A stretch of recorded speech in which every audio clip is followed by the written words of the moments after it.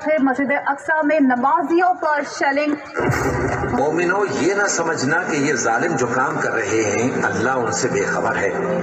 وہ ان کو اس دن تک مہلت دے رہا ہے جبکہ دہشت کے سبب آنکھیں پھٹی کی پھٹی رہ جائیں گی اور لوگ سر اٹھائے ہوئے میدان قیامت کی طرف دوڑ رہے ہوں گے۔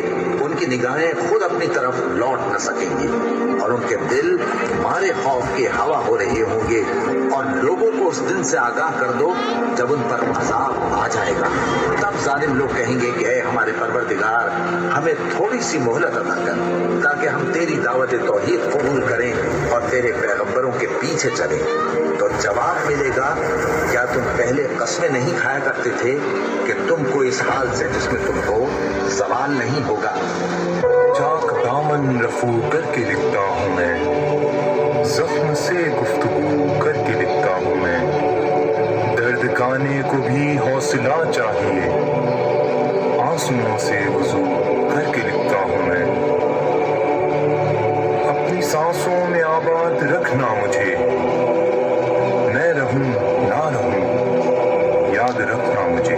یہ میری قوم کے حکمراں بھی سنے، میری اجڑی ہوئی داستاں بھی سنے، صرف لاشیں ہی لاشیں میری گود میں، صرف لاشیں ہی لاشیں میری گود میں، کوئی پوچھے میں کیوں اتنا غمگین ہوں، میں فلسطین ہوں، میں فلسطین ہوں، میں فلسطین ہوں، میں فلسطین ہوں۔